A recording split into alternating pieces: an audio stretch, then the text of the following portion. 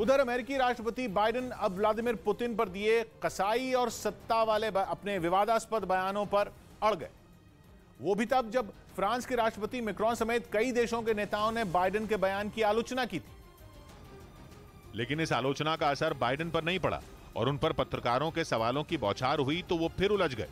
यही नहीं, उन्होंने माफी मांगने से भी इनकार कर दिया। पिछले 4 दिनों से व्हाइट हाउस और पूरी अमेरिकी सरकार बाइडेन का बचाव करने उतरी हुई है, पर यह बवाल फिर भी नहीं थमा। अब तो उन्होंने अपनी ही सरकार की मुश्किल और बढ़ा दी। और पत्रकारों के सवालों का जवाब देते हुए बाइडेन ने पुतिन को बुरा आदमी तक कह दिया। साथ ही दोहराया कि ऐसे बुरे आदमी को सत्ता में रहने का कोई अधिकार नहीं है। हालांकि वो कई बार सफाई भी देते दिखे। तो दूसरी तरफ पुतिन पर बाइडेन के लगातार ज़बानी हमले भी जारी हैं। असल में बाइडेन ने पिछले हफ्ते पोलैंड में पुतिन को कसाई कह दिया था और उनकी अगुवाई वाली सरकार का भी विरोध किया था। अब जब बाइडेन ऐसे बयान देंगे तो रूस जैसे ताकतवर देश का भड़कना भी लाजमी है। ऐसे में रूस ने फिर चेतावनी दी कि अमेरिकी राष्ट्रपति के इन बयानों से दोनों देशों के रिश्तों पर बड़ा असर पड़ सकता है। वहीं रूस के विदेश मंत्री सर्गेई लावरोव ने अमेरिका समेत दुनिया के कई देशों को वीजा प्रतिबंधों के जरिए पलटवार की धमकी दी। उन्होंने यूक्रेन हमले के बाद पश्चिमी देशों की तरफ से लगाए गए आर्थिक प्रतिबंधों पर नाराजगी जताई और इसका जवाब देने के लिए एक और सूची तैयार कर ली। पुतिन सरकार जल्द रूस के वीजा नियमों में बदलाव कर सकती है। इसके तहत अब रूस के विरोधी देशों के लिए वहां का वीजा मिलना मुश्किल हो जाएगा। जिन दुश्मन देशों की लिस्ट तैयार की गई उनमें अमेरिका, ब्रिटेन, जापान और दक्षिण कोरिया समेत कई देशों के नाम शामिल किए गए। यही नहीं, रूस ने पश्चिमी देशों को आने वाले दिनों में और सख्त प्रतिबंधों के लिए भी तैयार रहने को कहा। पुतिन सरकार ने यह कार्रवाई इसलिए की क्योंकि पिछले दिनों अमेरिका समेत कई पश्चिमी देशों ने रूस के 500 से ज्यादा कारोबारियों और नेताओं पर प्रतिबंध लगा दिया था। उधर जंग के बीच यूक्रेन से दूसरे देशों में पलायन करने वाली कई महिलाएं मुश्किल हालात में फंस गईं। खबर है कि यूक्रेन में युद्ध छिड़ने के बाद बड़ी तादाद में महिलाओं ने भी अपना देश छोड़कर दूसरे मुल्कों में शरण ली, लेकिन बताया गया जा रहा है कि वहां उनमें कई महिलाओं के साथ गलत व्यवहार किया गया। ये आरोप उन देशों के कुछ नागरिकों पर ही लगे जिन्होंने मदद देने की आड़ में हैवानियत की सारी हदें पार कर दी। बताया गया कि इसी महीने मार्च में पोलैंड के एक नागरिक ने यूक्रेन की रहने वाली 19 साल की एक लड़की का रेप किया, जिसके आरोप में उसे गिरफ्तार कर लिया गया। न सिर्फ यूक्रेन की महिलाएं दूसरे देशों में ये सब कुछ झेलने को मजबूर हैं, बल्कि यूक्रेन के बच्चों से काम कराने के लिए उनकी तस्करी की भी खबर है। वही खबर है कि तुर्की में बैठक के बाद पुतिन और जेलेंस्की की मुलाकात हो सकती है। यह दावा यूक्रेन की ओर से किया गया। रूस और यूक्रेन के बीच 28 फरवरी, 1 मार्च और 7 मार्च को भी बात हुई थी, लेकिन उसका कोई नतीजा नहीं निकला। लेकिन खबर है कि चौथे दौर की बैठक के बाद दोनों देशों के बीच की दुश्मनी की बर्फ थोड़ी पिघली। इससे पहले दोनों देशों के प्रतिनिधि तुर्की पहुंचे। रूस का प्रतिनिधिमंडल विमान से इस्तांबुल पहुंचा और बातचीत के लिए रवाना हुआ। थोड़ी ही देर बाद यूक्रेन के प्रतिनिधि भी वहां पहुंचे और बातचीत के लिए रवाना हुए। जंग के बीच हुई बैठक के बाद यूक्रेन ने दावा किया कि पुतिन और जेलेंस्की की मीटिंग हो सकती है। यही नहीं, मीटिंग से पहले रूस ने सैन्य गतिविधियां कम करने का ऐलान कर सबको चौंका दिया, जिसके मायने ये निकाले गए कि रूस अपना रुख थोड़ा नर्म कर रहा है। और बैठक के बाद आई खबरों से भी ये संकेत मिले कि रूस के तेवर नर्म पड़े हैं। कहा जा रहा है कि युद्ध विराम के ड्राफ्ट में रूस की 3 बड़ी मांगों का जिक्र ही नहीं है, जिसके बाद अटकलें लगी कि रूस शायद अपनी कुछ मांगों से पीछे हटने पर सहमत हो गया।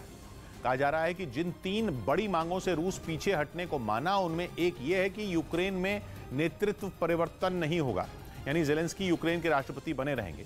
वहीं खबर है कि रूस यूक्रेन में उसकी सेना का अस्तित्व बनाए रखने पर भी सहमत हो गया। इसके अलावा यह भी खबर है कि ड्राफ्ट में यूक्रेन में रूस की भाषा को कानूनी सुरक्षा देने का कोई जिक्र नहीं है। कहा जा रहा है कि बैठक में यह भी तय हुआ कि जो बातचीत होगी उसके गारंटर देश अमेरिका, फ्रांस, तुर्की और जर्मनी जैसे देश हो सकते हैं। इस बीच बैठक के बाद शांति की ओर बढ़ने का संकेत देने वाली कुछ तस्वीरें भी सामने आई। रूस ने कहा था कि वो कुछ इलाकों से सैन्य गतिविधियां कम करेगा, जिनमें कीव और चर्निव जैसे इलाके शामिल हैं। इस ऐलान के बाद कुछ ऐसी तस्वीरें भी सामने आईं जिनमें रूस की सेना यूक्रेन की सीमा से बेलारूस की ओर जाती दिखी। इन तस्वीरों में रूस की सेना के जवान टैंकों पर चढ़कर आगे बढ़ते दिखे। माना जा रहा है कि ऐसा उन्होंने रूस के उस ऐलान के बाद किया जिसमें उसने कहा कि वो कुछ जगहों पर सेना की मूवमेंट घटाएगा। वहीं दावा है कि उत्तरी यूक्रेन के बंद पड़े चेर्नोबिल परमाणु प्लांट पर कब्जा किए बैठे रूस के सैनिकों के शरीर में रेडिएशन फैल गया है। 1986 में चेर्नोबिल परमाणु प्लांट में एक भयानक हादसा हुआ था, जिसके बाद से वहां आज तक रेडियो एक्टिव पदार्थ लीक हो रहा है। इसलिए चेर्नोबिल प्लांट के रेडिएशन लेवल को लगातार मैनेज किया जा रहा है। इस काम के दौरान पिछले महीने 24 फरवरी को रूस ने यूक्रेन पर हमले के पहले ही दिन चेर्नोबिल प्लांट को अपने कब्जे में ले लिया था। और फिर जो तस्वीरें सामने आई थीं, उनमें चेर्नोबिल प्लांट के पास रूस की सेना के टैंकों और बख्तरबंद गाड़ियों का डेरा नजर आया था। अब दावा किया जा रहा है कि रूस के सैनिक बिना किसी सुरक्षा के ही चेर्नोबिल प्लांट के बेहद खतरनाक हिस्से में घुस गए थे। माना जा रहा है कि रफ्तार से दौड़ती रूस की सेना की गाड़ियों की वजह से चेर्नोबिल प्लांट की जमीन पर पड़ी रेडियो एक्टिव धूल हवा में उठी थी और उसमें सांस लेने के कारण रेडिएशन रूस के सैनिकों के शरीर में घुस गया। ये दावा यूक्रेन के उन 2 कर्मचारियों ने किया है जो रूस के हमले के वक्त प्लांट में ही काम कर रहे थे। रूस ने एक दिन पहले अपने जंगी ठिकाने पर हुए हमले का बदला लेने का दावा किया, जिसका वीडियो रूस के रक्षा विभाग ने जारी किया। इसमें रूस के हेलीकॉप्टर मिसाइल बरसाते नजर आए, जिनका निशाना था यूक्रेन का एक तेल डिपो। हालांकि यह हमला कहां हुआ, इसकी जानकारी अभी तक नहीं लग पाई, लेकिन रूस की तरफ से जारी किए गए वीडियो में मिसाइलों से लैस उसके हेलीकॉप्टर उड़ान भरते दिखे, जिन्होंने तय ठिकाने पर पहुंचकर निशाना साधा और आसमान में मिसाइल दागी। आसमान से रोशनी का एक गोला जमीन की तरफ बढ़ा और उसके जमीन छूते ही वहां जबरदस्त धमाका हो गया। रूस ने दावा किया कि जो तेल डिपो उनकी मिसाइल का शिकार हुआ, वो यूक्रेन की फौज के लिए काफी अहम था। Вечером 28 марта высокоточными крылатыми ракетами воздушного базирования уничтожено। एक दूसरे वीडियो में वहां कुछ बख्तरबंद गाड़ियां भी नजर आईं, जिनके बीच मिसाइल गिरते ही वहां धुएं का गुबार छा गया। और यही वजह रही कि जब खाने में जहर मिलाने की साजिश सामने आई तो हड़कंप मच गया। जिन लोगों को जहर देने की कोशिश की गई, उनमें रूसी अरबपति रोमन अब्रामोविच भी शामिल। शांति वार्ता में शामिल लोगों को जहर देने का दावा अमेरिकी अखबार द वॉल स्ट्रीट जर्नल ने किया और अपनी एक रिपोर्ट के जरिए इस पूरी जहर वाली साजिश का पर्दाफाश कर दिया। बताया गया कि कुछ हफ्ते पहले रूसी कारोबारी रोमन अब्रामोविच को यूक्रेन की राजधानी कीव में हुई एक बैठक के बाद जहर दिया गया था। वो यूक्रेन में जारी जंग के बीच एक पीस मेकर के तौर पर काम कर रहे थे। मतलब वो दोनों देशों में युद्ध रोकने के लिए समझौता कराने की कोशिश कर रहे थे। द वॉल स्ट्रीट जर्नल की रिपोर्ट में इस बात का जिक्र किया गया कि एक प्रतिनिधिमंडल यूक्रेन पर रूस के हमले को खत्म करने के लिए मार्च महीने की शुरुआत में कीव पहुंचा था, जिसमें रूसी कारोबारी रोमन अब्रामोविच और यूक्रेन के सांसद रुस्तम उमेरोव समेत 2 और अधिकारी शामिल थे। यहां हुई बैठक के बाद इन लोगों में कुछ अजीब से लक्षण दिखाई देने लगे और बैठक खत्म होने के बाद उस प्रतिनिधिमंडल में शामिल सभी लोग राजधानी कीव के एक अपार्टमेंट में आराम करने चले गए थे। लेकिन जब सुबह हुई तो उनमें कई तरह के लक्षण उभरने लगे। उनकी आंखें लाल और सूजी हुई थी, पूरे शरीर में दर्द हो रहा था, उनके चेहरे और हाथों की खाल निकलने लगी थी। इतना ही नहीं, रूसी कारोबारी रोमन अब्रामोविच को कुछ देर के लिए दिखना तक बंद हो गया था। इसके बाद सभी को तुर्की के एक अस्पताल में भर्ती करवाया गया, जिसके बाद यह पता चला कि उन्हें मारने के लिए जहर दिया गया था। हालांकि अब रोमन अब्रामोविच और यूक्रेन के सांसद रुस्तम उमेरोव की जान खतरे से बाहर है। जांच करने वाले अधिकारियों ने यह शक जताया कि जहर कम मात्रा में दिया गया था ताकि उनकी जान न जाए, लेकिन उनमें डर पैदा किया जा सके। और जहर वाली इस साजिश का पर्दाफाश होते ही कई सवाल खड़े हो गए, जिसमें सबसे बड़ा सवाल यह कि आखिर यह साजिश किसके इशारे पर रची गई थी और इस जहर वाली साजिश के पीछे का मकसद क्या था, क्योंकि रूसी कारोबारी रोमन अब्रामोविच राष्ट्रपति पुतिन के बेहद करीबी दोस्तों में एक हैं। उनके यूक्रेन और रूस में यहूदी समुदाय के लोगों के साथ करीबी रिश्ते हैं। दुनिया के मशहूर फुटबॉल क्लब चेल्सी में भी उनकी हिस्सेदारी थी। 20 साल तक वो इसके मालिक भी रहे। पिछले दिनों उन्होंने इस क्लब से नाता तोड़ लिया था, क्योंकि ब्रिटेन ने रूसी कंपनियों और रूस से संबंध रखने वाले लोगों पर तमाम तरह की पाबंदियां लगा दी थी। लेकिन सबसे बड़ा सवाल यही है कि आखिर राष्ट्रपति पुतिन के इस करीबी दोस्त को जहर देने की हिम्मत कौन कर सकता है। हालांकि मामले से जुड़े लोगों के हवाले से अमेरिकी अखबार द वॉल स्ट्रीट जर्नल ने यह शक जताया कि मॉस्को में बैठे कट्टरपंथियों या यूं कहें कि पुतिन के विरोधियों ने यूक्रेन के साथ चल रही बातचीत रोकने के लिए इस साजिश को रचा होगा। हालांकि अभी तक इसके कोई ठोस सबूत नहीं मिले हैं। लेकिन इन सबके बीच यूक्रेन के राष्ट्रपति व्लादिमीर ज़ेलेंस्की ने एक सनसनीखेज बयान देकर पूरी दुनिया को हैरत में डाल दिया। उन्होंने इस साजिश के पीछे रूसी राष्ट्रपति पुतिन को ही जिम्मेदार ठहरा दिया और यह दलील दी कि कारोबारी रोमन अब्रामोविच ने रूसी हमले को रुकवाने में मदद के लिए यूक्रेन की अपील को मान लिया था। यही नहीं, उन्होंने युद्ध के बाद यूक्रेन को फिर से खड़ा करने में मदद करने का भी भरोसा दिया था और इसी वजह से वो पुतिन की आंखों में खटकने लगे थे। Давайте восстанавливать, значит, Украину после वойны. ये बात भी सामने आई कि रोमन अब्रामोविच ने ही ज़ेलेंस्की की एक चिट्ठी पुतिन को सौंपी थी, जिसमें ज़ेलेंस्की ने लिखा था कि यूक्रेन पीछे नहीं हटेगा। ज़ेलेंस्की की चिट्ठी पढ़कर पुतिन ऐसे भड़के कि उन्होंने गुस्से में यूक्रेन को तबाह करने की धमकी दे डाली। पुतिन को यह चिट्ठी इसलिए पसंद नहीं आई क्योंकि रूस की सेना अब भी यूक्रेन में जीत हासिल नहीं कर सकी है और कई शहरों में रूसी सेना को पीछे तक हटना पड़ा है। हालांकि जहर देने की इस साजिश को रूस के इतिहास से भी जोड़कर देखा जा रहा है, क्योंकि इसी तरह जहर देकर कई लोगों को रूस खामोश कर चुका है। वैसे कहा जाता है कि रूस में ऐसे खतरनाक जहर पर काम 1920 के दशक से शुरू हो गया और इस वक्त रूस के 3 जहर सबसे ज्यादा चर्चा में हैं। उनमें पहला है डायोक्सिन, दूसरा पोलोनियम 210 और तीसरा नोविचोक, जो पुतिन के विरोधी एलेक्सी नेवल्नी को दिया गया। साल 2018 में रूस के एक जासूस सर्गेई स्क्रिपाल और उनकी बेटी यूलिया को ब्रिटेन में जहर देकर मार दिया गया था। आरोप लगा कि ये हत्याएं रूसी राष्ट्रपति पुतिन के इशारे पर की गई थी। इससे पहले रूस के एक जासूस अलेक्जेंडर लिट्विनेंको को भी 2006 में चाय में पोलोनियम 210 जहर देकर खामोश कर दिया गया था, जबकि रूस की सरकार की आलोचना करने वाले पत्रकार व्लादिमीर कारा-मुर्जा को 2 बार जहर दिया गया। पहले उन्हें 2015 फिर 2017 में जहर दिए जाने की बात सामने आई थी। जहर की वजह से उनकी किडनी फेल हो गई, वो कोमा में चले गए। साल 2020 में रूसी राष्ट्रपति पुतिन के विरोधी एलेक्सी नेवल्नी को भी इसी तरह जहर देकर मारने की कोशिश की गई थी।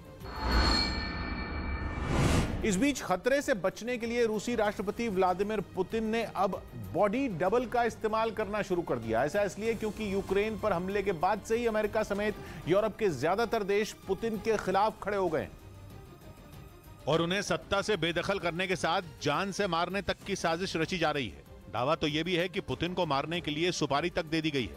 यही नहीं, यूक्रेन पर हमले के बाद से ही पुतिन का रूस में भी विरोध बढ़ता जा रहा है, यहां तक कि उन्हें जहर देकर मारने की साजिश तक रची जा रही है। यही वजह है कि आने वाले खतरे से बचने के लिए पुतिन ने बॉडी डबल का इस्तेमाल करना शुरू कर दिया है। मतलब यह कि अब रूस में एक नहीं बल्कि कई पुतिन घूम रहे हैं और उनमें यह फर्क कर पाना मुश्किल है कि असली पुतिन कौन है और बॉडी डबल कौन, क्योंकि यूक्रेन पर हमला करने के बाद अमेरिका के एक सांसद से लेकर रूसी कारोबारी तक ने उनकी जान लेने और उनके नाम की सुपारी देने का ऐलान कर दिया था। तभी से खतरे को भांपते हुए पुतिन ने अपनी हिफाजत के लिए बॉडी डबल और हमशक्ल का सहारा लेना शुरू कर दिया, ताकि किसी भी सूरत में दुश्मन उन तक पहुंच ना पाए।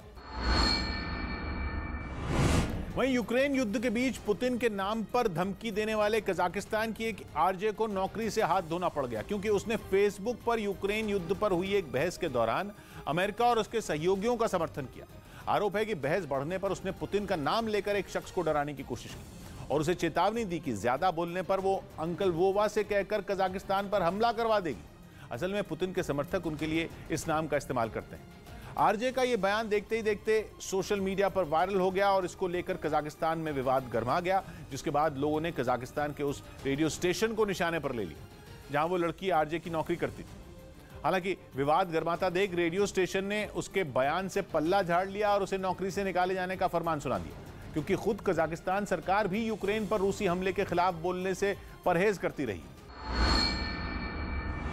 तो यूरोप के बाद जंग का नया केंद्र आर्कटिक सर्कल हो सकता है। ये वो महाद्वीप है जहां तेजी से रूस की सेनाओं की तैनाती बढ़ रही है। नेटो की नजर पहले से आर्कटिक पर है।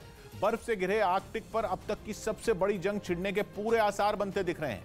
ब्रिटेन और रूस के बीच जबानी तीर तो चलने भी शुरू हो गए हैं, खासतौर पर तब जब नेटो का अब तक का सबसे बड़ा अभ्यास चल रहा है। नेटो की सेनाएं कोल्ड रिस्पॉन्स 2022 नाम के एक ट्रेनिंग मिशन पर हैं।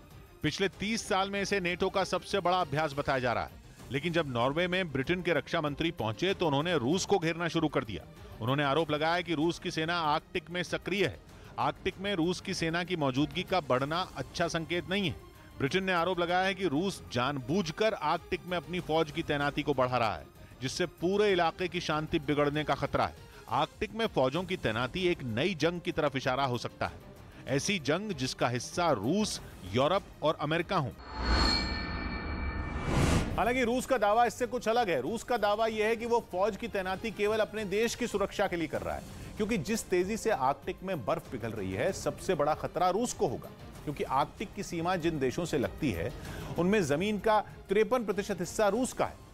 सबसे बड़ी सीमा होने की वजह से सबसे बड़ा खतरा भी है। मतलब यह कि अगर बर्फ तेजी से पिघलती है तो रूस की सीमा के पास वाले इलाकों में भारी तबाही हो सकती है। इसलिए रूस का कहना है कि वो आर्कटिक में अपनी सेना की तैनाती केवल इसलिए कर रहा है ताकि अगर कोई मुसीबत आई तो वो खुद अपनी सुरक्षा कर सके। रूस के इस दावे में दम हो सकता है, लेकिन इसके लिए रूस ने एंटी शिप और एंटी एयरक्राफ्ट मिसाइलें तक तैनात कर दी हैं। दुनिया की सबसे खतरनाक हाइपरसोनिक मिसाइल किंजल को भी तैनात कर दिया है। इसलिए अब यह माना जा रहा है कि रूस का इरादा सुरक्षा से कुछ ज्यादा, जो बड़े खतरे की तरफ इशारा है। यानी पुतिन की हिट लिस्ट में यूक्रेन अकेला नहीं है। पुतिन का सपना सिर्फ यूक्रेन पर ही राज करने का नहीं है, बल्कि ऐसा लग रहा है कि उनका मकसद पूरी दुनिया को अपनी मुट्ठी में करने का है, क्योंकि खबर है कि अपने पश्चिम में यूक्रेन को बर्बाद करने के बाद पुतिन अब अपने पूर्व में मौजूद जापान के खिलाफ साजिश बुन रहे हैं। जापान उनकी साजिश का नया टारगेट है और उसे घेरने के लिए रूस ने उसके बेहद करीब कुरिल टापुओं पर बहुत बड़ी मिलिट्री ड्रिल की है। कुरिल आइलैंड्स टापुओं की एक चेन है जो कि रूस और जापान के बीच में है। कुरिल आइलैंड्स के उत्तर में है रूस का कमचत्का और दक्षिण में है जापान का होक्काइडो प्रांत। लेकिन फसाद की जड़ है कुरिल आइलैंड्स के सबसे दक्षिण के वो चार टापू जिन्हें जापान अपना बताता है, जबकि चारों टापुओं पर रूस का राज है। और खुद जापान के मीडिया ने दावा किया कि जापान को उकसाने के लिए रूस ने उन विवादित टापुओं पर ही विशाल सैन्य अभ्यास किया, जिसमें उसके करीब 3,500 सैनिकों ने हिस्सा लिया। मिलिट्री ड्रिल में सुखोई Su-35 जैसे वो फाइटर जेट भी उड़ाए गए, जिन्हें रूस के जखीरे का सबसे ताकतवर हवाई जहाज कहा जाता है।